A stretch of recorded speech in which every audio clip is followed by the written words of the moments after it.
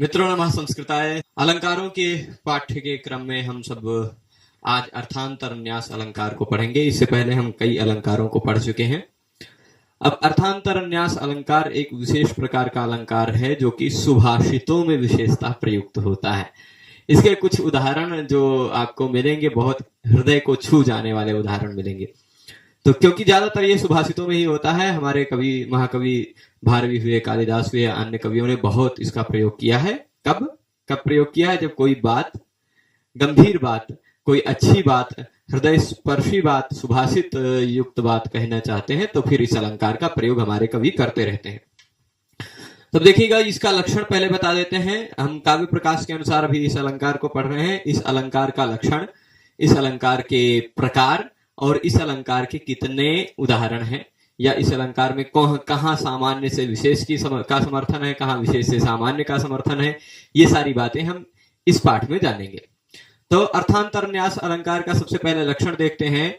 सामान्यम वा विशेषो वा तदन्येन समर्थ्यते यत्तु सोर्थांतरन्यासः साधर्मेण इतरेण वा। क्या कह रहे? सामान्यम वा विशेषो वा। कभी कभी क्या होता है, कोई सामान्य बात अथवा कोई विशेष बात, सामान्यम वा विशेषो वा, कोई सामान्य बात अथवा कोई विशेष बात तदन्येन मतलब उसके अन्य से, यानी सामान्य बात है तो वो विशेष बात से, विशेष बात है तो वह सामान्य बात से, अन्य से, उसी से नहीं। ऐसा नहीं है कि सामान्य बात का समर्थन सामान्य कर दे। सामान्य का समर्थन होगा तो विशेष बात से होगा, या विशेष बात का समर्थन होगा तो सामान्य से होगा, है ना। तदन्येन समर्थ्यते, वह अपने अन्य से समर्थित होता है ना। खुद अपने आप का समर्थन करने लगो तो कैसा लगेगा? तो सामान्य अथवा विशेष, सामान्यम वा विशेषो वा, यहां वा जो दो बार प्रयोग किया गया अथवा है, ठीक है। तो सामान्य अथवा विशेष यदि अपने से भिन्न के द्वारा समर्थित होता है, यानी सामान्य विशेष के द्वारा समर्थित होता है या तो विशेष सामान्य के द्वारा समर्थित होता है, यत्तु जहां पर, वह, सह, जहां पर ऐसा होता है, सह अर्थांतरन्यासः, वह अर्थांतरन्यास अलंकार होता है। जहां किसी सामान्य बात का किसी विशेष बात से हम समर्थन करेंगे या किसी विशेष बात का हम सामान्य बात से समर्थन करेंगे, वहां अर्थांतरन्यास होता है। इतना तक हम समझ गए। तो इस आधार पर अभी आप अनुमान लगा पा रहे होंगे कि अर्थांतरन्यास दो प्रकार का होता है। अनुमान लगा पा रहे होंगे ना, कि सामान्य बात का विशेष से समर्थन या विशेष बात का सामान्य से समर्थन। ये दो प्रकार आप पकड़ पा रहे होंगे, पर दो नहीं है, कुल मिलाकर चार हैं। यह जो दोनों समर्थन होते हैं, यह दोनों समर्थन साधर्म्य से भी होता है और इतर यानी वैधर्म्य से भी होता है। साधर्म्य और वैधर्म्य। साधर्म्य मतलब समान धर्मता और वैधर्मता मतलब विरुद्ध धर्मता, ठीक। तो अब दोनों समर्थन सीधा भी हो सकता है, विरुद्ध भी हो सकता है। तो कुल मिलाकर चार प्रकार का अर्थांतर न्यास हो जाएगा, ठीक है। कैसे, मैं फिर से बता देता हूं। सामान्य बात का विशेष बात से समर्थन, पर वह साधर्म्य से, है ना।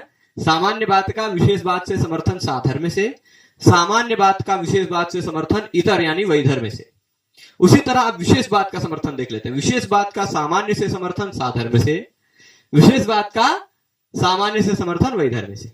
कुल मिलाकर चार प्रकार हो जाएगा ना। तो सामान्य बात कोई होती है, कोई विशेष बात होती है, वह अगर अपने से भिन्न के द्वारा समर्थित होती है जहां पर, वहां पर अर्थांतर न्यास होता है, और वह साधर्म्य से भी और वैधर्म्य से भी होता है। बात यहां समझने वाली बात है कि सामान्य क्या है और विशेष क्या है।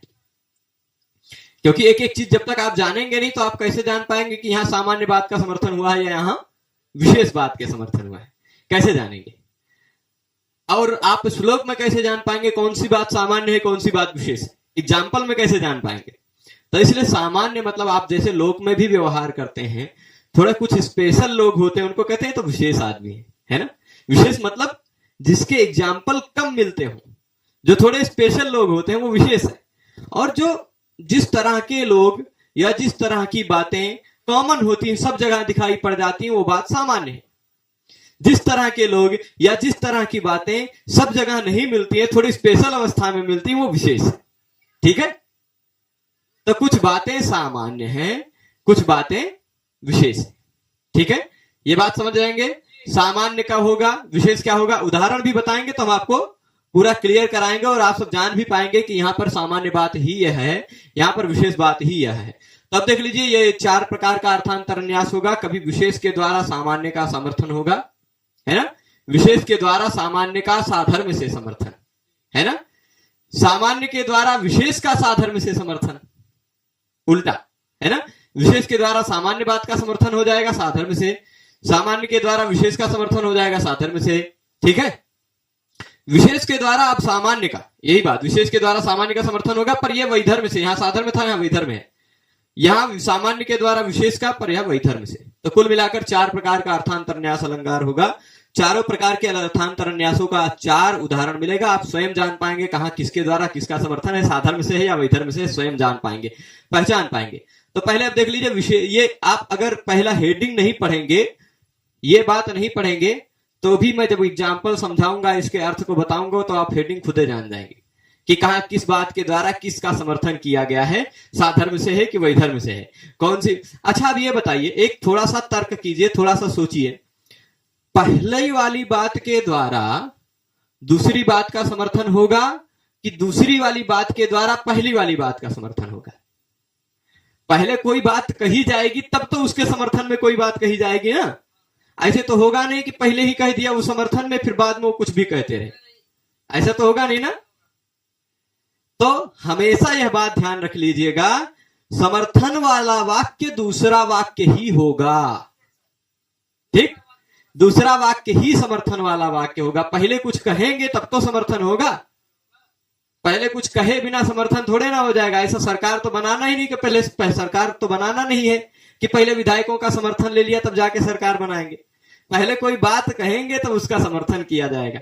ठीक है, तो अब यहां पर ये बात समझ रहे होंगे कि ऊपर वाली बात का नीचे वाले बात से समर्थन है। अब ऊपर वाली बात क्या कहती है, निज दोषावृत मनसाम अति सुंदरमेव भाति विपरीतम। यहां 4 के चारों उदाहरण आपके हृदय को छू जाने वाले होंगे, क्योंकि अर्थांतर न्यास अलंकार ही हृदय है, हृदय को छूने वाला है, सुभाषित से भरपूर होता है।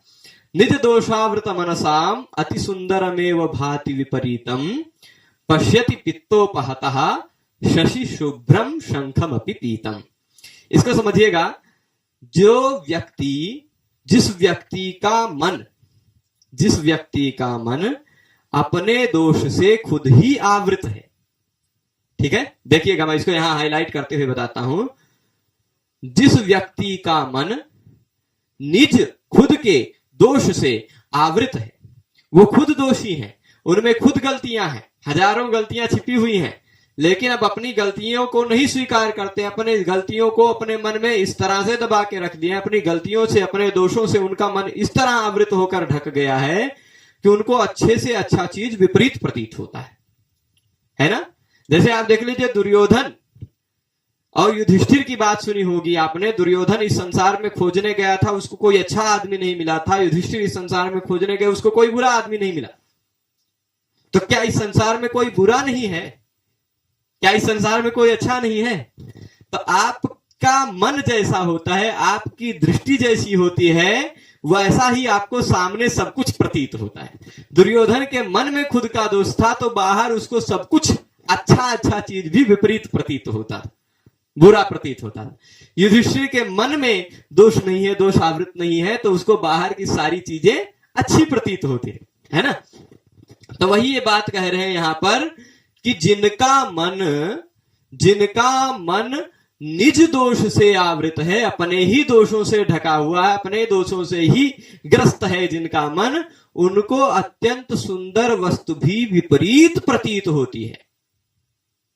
अत्यंत सुंदर से सुंदर वस्तु भी विपरीत प्रतीत होती, जिनका मन खुद से, दुर्योधन वाला एग्जाम्पल हमने मान ले बता दिया। तो जिनका मन, अब आप आजकल भी लोक में देखते होंगे, अगर आप अच्छे हैं तो आपको बुरे से बुरा व्यक्ति अच्छा दिखाई पड़ता है, वो तो बहुत अच्छे आदमी है, वो तो बहुत अच्छे आदमी है। और कोई कितना अच्छा आदमी है, अगर उससे आपकी नहीं बनती है तो बहुत बुरा आदमी है ना। तो उसमें आपकी उसकी बुराई नहीं है, आपकी बुराई है, अपने दोस्त है ना। तो अब इस बात को समर्थन करने के लिए इस पहला यह स्टेटमेंट दिया है, पहला यह बात किया गया, पहला यह कथन हुआ है, इस कथन के समर्थन में दूसरी बात कही जाएगी। वह दूसरी बात में क्या कह रहे हैं कवि कि पित्तोपहतः, पित्तोपहतः मतलब आप जानते हैं एक पीलिया नाम का रोग होता है। पित्त पीलिया नाम का एक रोग होता है। वह रोग जिसको हो जाता है उसको सब कुछ पीला पीला दिखाई पड़ने लग, सब कुछ नहीं मतलब सफेद चीजें पीला दिखाई पड़ने लग जाती। जिसको पीलिया रोग होता है आंखों में पीला पीला पीलापन आ जाता है और बाहर की सफेद चीजें भी उसको पीली दिखाई पड़ती, ऐसा होता है। अब शायद आप सबको नहीं हुआ हो, भगवान करे ना हो भी, ना पहले कभी नहीं हुआ होगा इसलिए फीलिंग नहीं है, उसका अनुभव नहीं है, और भगवान करे कभी ना भी हो, पर वास्तविकता यह है कि जिसको पीलिया हो जाता है, जो पीलिया पित्त रोग से ग्रस्त हो जाता है, पित्त से उपहत हो जाता है, वह शशि शुभ्रम चांद की भांति सफेद शंख को भी पीला देखता है। ठीक, जो चांद की भांति सफेद शंख है, शशि शुभ्रम शंखमपि, चांद की भांति शुभ्र सफेद शंखमपि सह पीतम पश्यति। अब पहली बात, दोनों बात मैं फिर से सारांश बता दूं तो जिनका मन खुद के दोष से दूषित है, खुद के दोष से आवृत है, ऐसे लोगों को अत्यंत सुंदर वस्तुएं भी विपरीत दिखाई पड़ती हैं, और पीलिया रोग से ग्रस्त व्यक्ति को सफेद चांद की भांति भी जो सफेद शंख है वह पीला दिखाई पड़ता है, वह पीला दिखाई।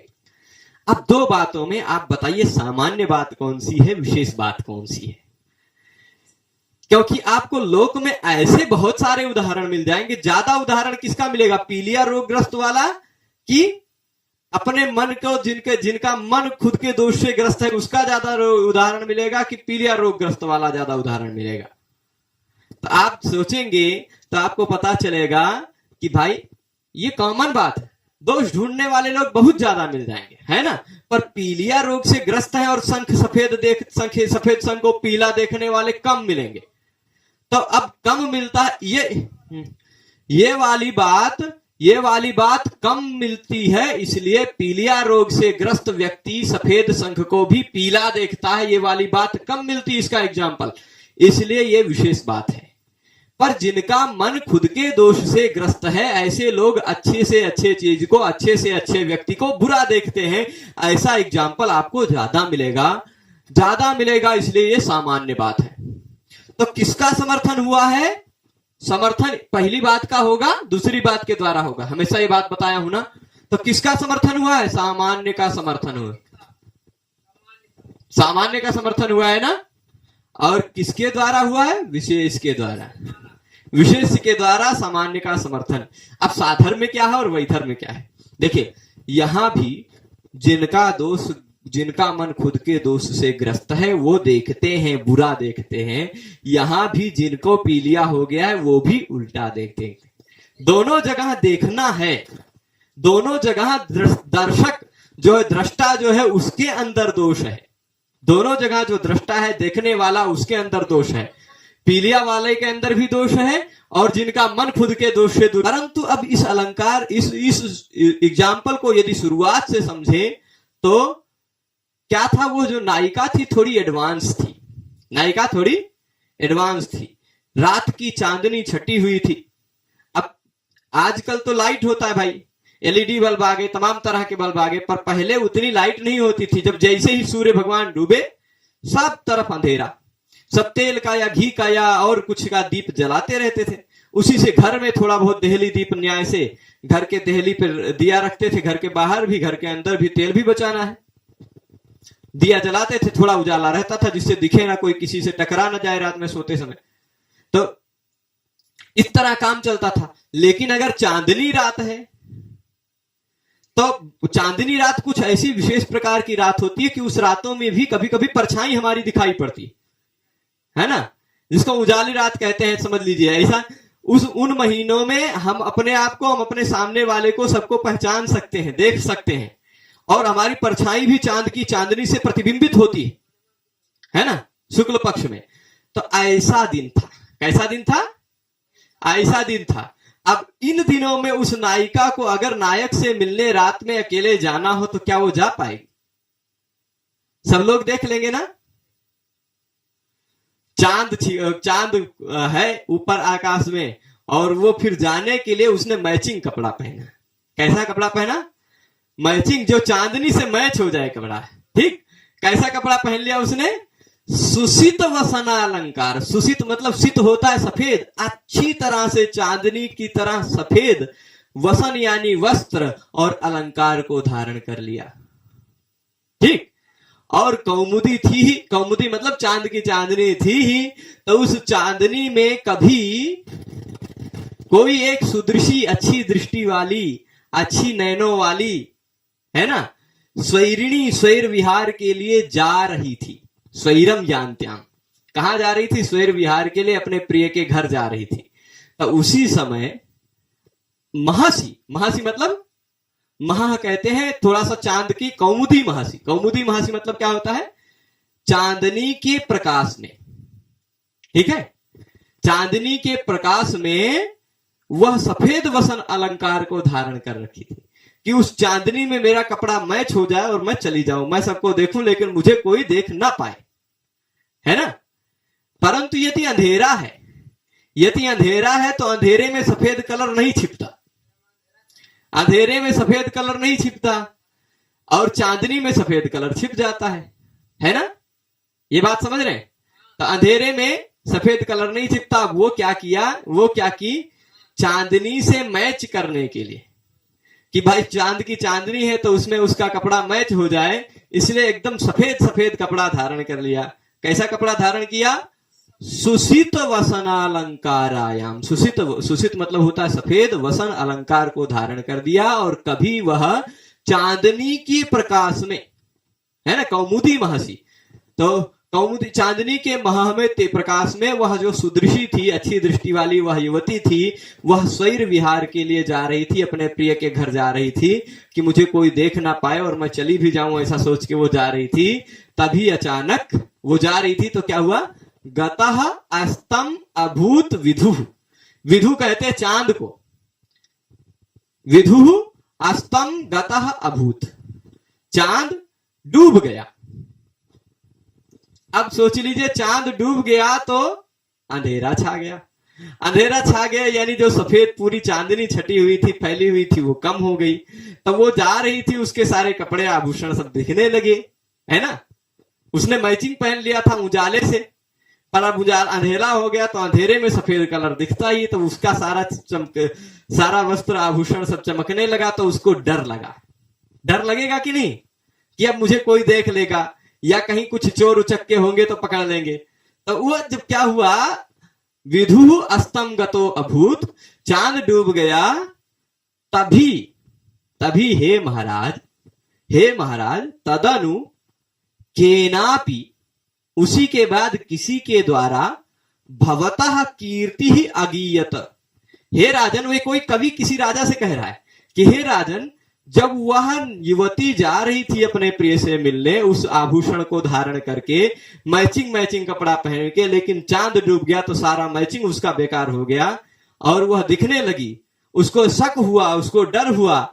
तभी अचानक किसी के द्वारा आपकी कीर्ति वहीं गाई गई। अरे वाह, यहाँ का राजा तो बहुत अच्छा है, ये राजा, ऐसा राजा कहीं नहीं होता, ऐसा किसी के मुंह से सुनाई पड़ा, है ना।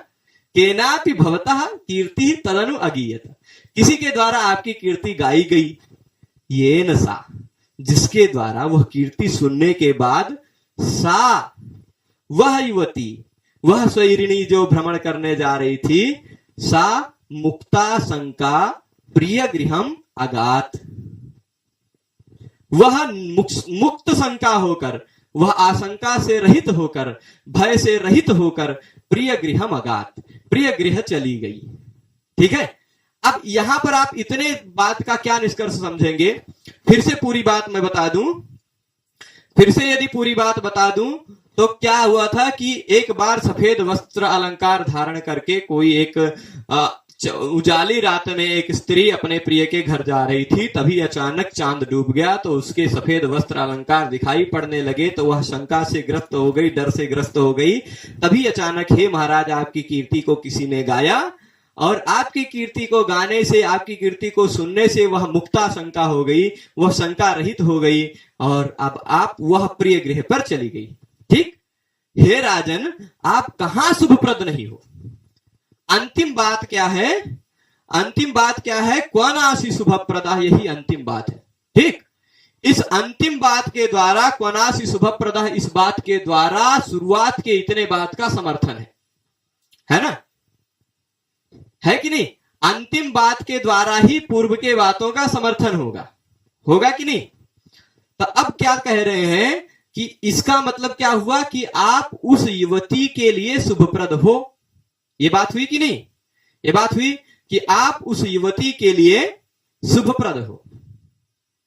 तो इसका मतलब क्या हुआ? आप कहां शुभप्रद नहीं हो? सबके लिए शुभप्रद हो। पहली बात कही गई कि खाली उस युवती के लिए शुभप्रद हो, दूसरी बात कही गई कि सबके लिए शुभप्रद हो। कौन सी बात सामान्य हुई, कौन सी बात विशेष हुई? पहली वाली बात विशेष हुई, क्योंकि पहली वाली बात केवल एक युवती के लिए है। उस युवती के लिए आप शुभप्रद हो गए, उस युवती के लिए, वह जो जा रही थी उसके लिए भी आपकी कीर्ति ही शुभप्रद हो गई, है ना? और दूसरी बात जो हुई, सबके लिए है, आप सबके लिए शुभप्रद हो, ये सामान्य बात है ना? सबके लिए जो है वो सामान्य बात है, जो एक के लिए है वो विशेष बात है। जो ज्यादा एग्जाम्पल मिलता है वो सामान्य बात है, जिसका कम एग्जाम्पल मिलता है वो विशेष बात है। तो एक युवती के लिए आप शुभप्रद हो, ये बात हुई विशेष बात, आप सबके लिए शुभप्रद हो, यह बात सामान्य बात। ठीक, यानी सामान्य बात के द्वारा विशेष बात का समर्थन है। और अब देख लीजिए, दोनों जगह राजा की शुभप्रदता है, युवती के लिए भी शुभप्रद है, सबके लिए भी शुभप्रद है, इसलिए साधर्म्य भी है। ऐसा तो है नहीं कि युवती के लिए शुभप्रद है और सबके लिए अशुभप्रद है। यदि युवती के लिए शुभप्रद होता, सबके लिए अशुभप्रद होता तब तो वैधर्म्य हो जाता, है ना? युवती के लिए भी शुभप्रद है और सबके लिए भी शुभप्रद है, इसलिए साधर्म्य से समर्थ है। ठीक है, सामान्य बात का विशेष, सामान्य बात के द्वारा क्वनासी शुभप्रद है, इस बात के द्वारा विशेष बात का उस युवती के लिए शुभप्रद हो, इस बात का साधर्म्य से समर्थन हो गया। ठीक है, तो ये दूसरा उदाहरण हो गया। अब दो उदाहरण और बचते हैं, इन दोनों उदाहरणों को भी निपटा लेते हैं।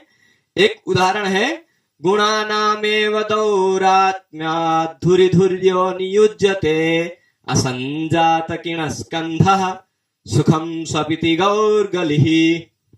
यहां आपने, हो सकता है जो लोग गांव के हों वो एक चीज जरूर देखे होंगे, गांव में पहले जब तेल पेरा जाता था, तेल निकालते थे। आजकल तो तेल निकालने के लिए मशीन आ गई है अलग अलग प्रकार की, पर पहले तेल निकालने के लिए शुरुआती उपकरण एक होता था, उसमें ऐसे लकड़ी लगी रहती थी, उस लकड़ी में दो बैल बंधे रहते थे और ये दोनों बैल ऐसे गोल गोल घूमते रहते थे उसी उतने में, और ये मशीन के चारों तरफ बैल घूमते रहते थे, मशीन भी उसी के सहारे घूमती रहती थी, उसमें से तेल निकलता था। ठीक है, उसको कोल्हू का बैल कहते हैं। या गन्ने की भी पेराई अभी कुछ समय पहले तक इसी तरह होती थी।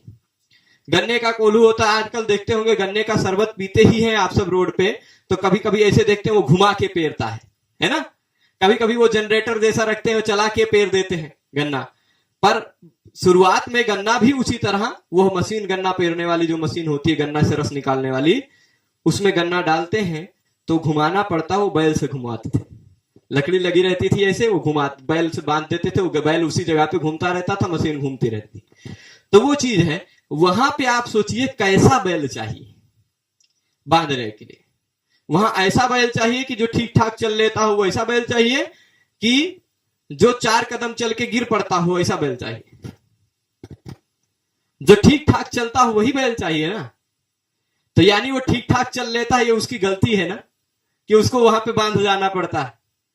और जो ठीक ठाक नहीं चल पाता है, उसको, उसकी गलती नहीं, उसकी वो अच्छाई है कि उसको बंधने को नहीं मिलता, आराम से सोता है। ये बात है ना। वही बात यहां कवि ने गजब टोन में बोली है कि गुणा नाम है वो दौरात्म्यात्। गुणा नाम उस बैल में, इस बैल में, धुर्य बैल में, धुर्य, धुर्य कौन है? जो धुरी पर बांधा जाता है ऐसा बैल धुर्य बैल है ना। धुर्य बैल जो है वह, उसमें गुण है, उसमें सज्जनता है, वह काम कर सकता है ना, ये उसका गुण है। वह उसके गुणों की ही दुष्टता है, उसके अंदर वो दुष्ट गुण आ गए हैं, इस कारण उसको वहां पर बांधना पड़ता है ना। तो गुणानामेव दौरात्म्यात् सह धुर्यः गौः, धुर्य बैल धुरी नियुज्यते, धुरी पर नियुक्त कर दिया जाता है, धुरी पर बांध दिया जाता है। क्यों? क्योंकि उसके अंदर गुण है। आज लोक में भी यही होता है, कोई व्यक्ति है जो सारा काम कर लेता है, कोई व्यक्ति ऐसा है जो भी काम दो बिगाड़ देता है। तो जो व्यक्ति सारा काम कर लेता है, काम उसी को मिलता है, बेचारे को दिन भर बैठा रहना पड़ता है काम में। तो क्यों? क्योंकि उसमें ये गुण है। यहां खाली बैल को लक्ष्य करके व्यंग्य में, ये आज जो लोग लगातार काम में लगे रहते हैं, जिन लोगों के ऊपर लगातार जिम्मेदारियां आई रहती हैं, उनको लक्षित किया है कवि ने, है ना।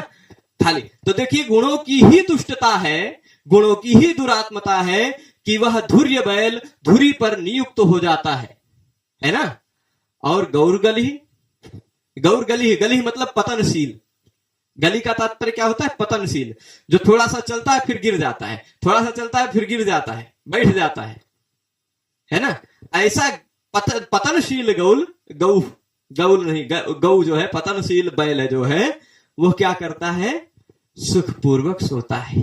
सुखम स्वपिति, सुखम स्वपिति, कहा सुखम स्वपिति?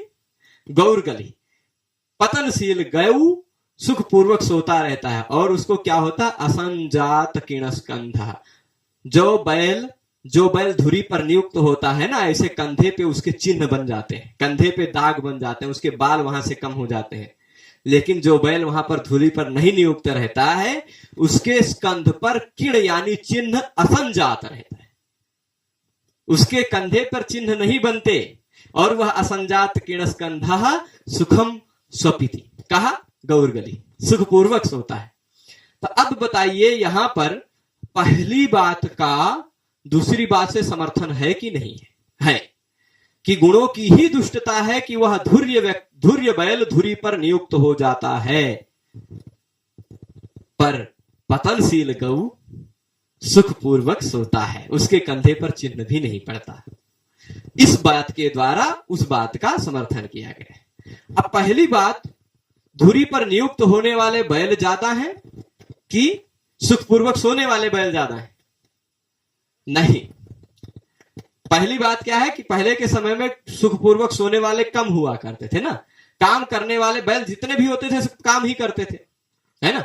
आज भी काम करने वाले लोग ज्यादा हैं, सुखपूर्वक आलसी लोग कम हैं। ऐसा नहीं है कि आलसी लोग ज्यादा भरे पड़े। अगर काम करने वाले लोग कम होते तो फिर आप सबको इतना सारा पढ़ने को नहीं मिलता, है ना। तो हम सबको थोड़ा पॉजिटिव सोचना है कि सुखपूर्वक सोने वाले लोग कम हैं, पतनशील। तो ये सामान्य नहीं है, ऊपर वाली बात सामान्य है। लोगों को, आपको भी बहुत सारी जिम्मेदारियां मिल जाती हैं। प्रत्येक व्यक्ति यहां जो बैठा उसको कोई ना कोई जिम्मेदारी मिल जाया करती है, क्योंकि वह काम कर सकता है ना। तो ये सामान्य बात है। ऐसा नहीं है कि आप सब सुखपूर्वक सोते रहते।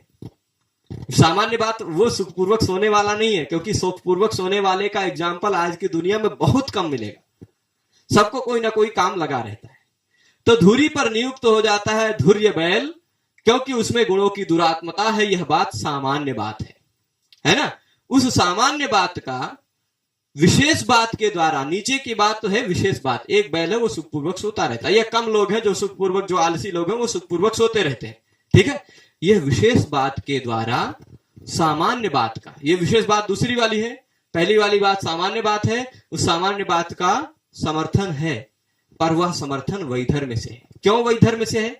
क्योंकि ईदृशम अप्रियम वाच्यम, है ना। यह ऐसा अप्रिय बात बोलना पड़ रहा है मुझे। अगर मैं जिंदा ही ना होता तो नहीं बोलना पड़ता, है ना। तो मेरी आयु का यह बहुत बड़ा अपराध है। यह मैं आयुषा अपराधम, मेरी इस आयु का यह बहुत बड़ा अपराध है कि मया ईदृशम इदम अप्रियम वाच्यम, क्योंकि मुझे ऐसा यह अप्रिय बोलना पड़ रहा है। अगर मैं इतने दिनों तक जिंदा न रहता, मेरी आयु इतनी लंबी नहीं होती, तो मुझे इतना अप्रिय न बोलना पड़ रहा होता, है ना। तो ये प्रियम वाच्यमिदम मयेदशम, वास्तविकता से अब पहली बात ये हो गई। दूसरी बात क्या है? दूसरी बात से समर्थन करते हुए कहेगा जगति, जगति मतलब इस संसार में, तो एव धन्याः, वो ही लोग धन्य हैं। इस संसार में वे ही लोग धन्य हैं। कौन लोग धन्य हैं? जो अपने मित्र के पराभव को देखे बिना, अदृष्ट्वैव, जगति अदृष्ट्वैव, जो अपने मित्र के, सुहृदः मतलब मित्र के या अपने बंधु के, अपने बांधव के पराभव को अदृष्ट्वैव, बिना देखे ही, ये क्षयम गताः, जो मर गए। जो अपने मित्र के पराभव को, जो अपने मित्र के विनाश को देखे बिना ही खुद भी नष्ट हो गए, संसार में वही लोग धन्य हैं। ठीक है, पूरे श्लोक का भावार्थ मैं फिर से बता देता हूं। बहुत अच्छा सुभाषित है कि मेरे जीवन का ही, मेरी लंबी आयु का, मेरी आयु का यह बहुत बड़ा अपराध है, हाय, क्योंकि मेरे द्वारा ऐसा यह अप्रिय वचन बोलना पड़ जा रहा है ना। वस्तुतः संसार में वही लोग धन्य हैं जो अपने मित्र के विनाश को, पराभव को, हार को अदृष्ट्वैव, बिना देखे ही, ये जो क्षयम गताः, क्षीण हो गए, नष्ट हो गए, विनष्ट हो गए, समाप्त हो गए। ये तात्पर्य समझे होंगे। तो पहली बात का समर्थन दूसरी बात के द्वारा होता है हमेशा। ये बात तो ध्यान ही है कि पहले ही समर्थन में कुछ नहीं कह दिया जाएगा। पहली कोई बात कही जाएगी, तो उसके समर्थन में कोई दूसरी बात कही जाएगी। तो दूसरी बात के द्वारा पहली बात का समर्थन है। अब आपको यहां पहचानना है कौन सी बात सामान्य है, कौन सी बात विशेष। तो अब देखिए, यहां में एक वचन है, यह मेरा बहुत बड़ा अपराध है, यह मेरा बहुत बड़ा दुर्भाग्य है कि मुझे यह अप्रिय बोलना पड़ रहा है। यह एक व्यक्ति की व्यक्तिगत बात है, एक व्यक्ति विशेष की बात है। तो पहली बात विशेष बात है। परंतु संसार में वे लोग धन्य हैं, कई वचन है, बहुवचन है। संसार में वे लोग धन्य हैं जो अपने मित्र के पराभव को देखे बिना क्षीण हो गए, नष्ट हो गए। ये विशेष, ये सामान्य बात है, क्योंकि यहां केवल अपनी बात कह रहा है, यहां वे लोग की बात कह रहा है ना। तो पहली बात विशेष बात है, दूसरी बात सामान्य बात है। दूसरी सामान्य बात के द्वारा पहली विशेष बात का समर्थन है। अब वह साधर्म से है कि वैधर्म से, यह भी बता देते हैं। मेरी जीवन का यह अपराध है, इतने लंबे जीवन का, क्योंकि मुझे ऐसा बोलना पड़ रहा है। पर संसार में वे लोग धन्य हैं जिन्हें बोलना नहीं पड़ा और मर गए। वैधर्म है ना, साफ साफ वैधर्म भी प्रतीत हो रहा होगा, क्योंकि पहले वाले को बोलना पड़ रहा है अप्रिय, और दूसरे वाले को जो बात कही गई है उसमें बोलना नहीं पड़ता, वो खुद ही क्षीण हो जाते हैं। तो वैधर्म से समर्थन है। तो ये हुआ अर्थांतर न्यास अलंकार का वैशिष्ट, कि जहां पर सामान्य बात का अथवा विशेष बात का, उसके भिन्न बात से, यानी सामान्य हो तो विशेष से समर्थन हो, अगर विशेष हो तो सामान्य से समर्थन हो, तदन्येन समर्थन हो। और यह समर्थन साधर्म से भी हो सकता है, या समर्थन वैधर्म से भी हो सकता है। इनके चारों उदाहरणों को हमने देखा। हो सकता है यह पाठ आप सबको आसान लगा हो, यदि ना लगा हो तो इस वीडियो को दोबारा प्ले करके देखेंगे तो आपको पूरी बात आसानी से समझ में आएगी। इसके चार उदाहरण थे। पहला उदाहरण निज दोषावृत मनसाम अति सुंदर में भाति विपरीतम पश्यति पित्तोपहतः शुभ्रम शंखमपि पीतम। वहां पर क्या था कि जिनका दोष, जिनका मन खुद के दोष से आवृत है, ऐसे लोगों को अच्छी सी अच्छी बातें बुरी लगती हैं। जैसे पीलिया रोग से ग्रस्त व्यक्ति को सब कुछ सफेद शंख भी पीला दिखाई पड़ता है।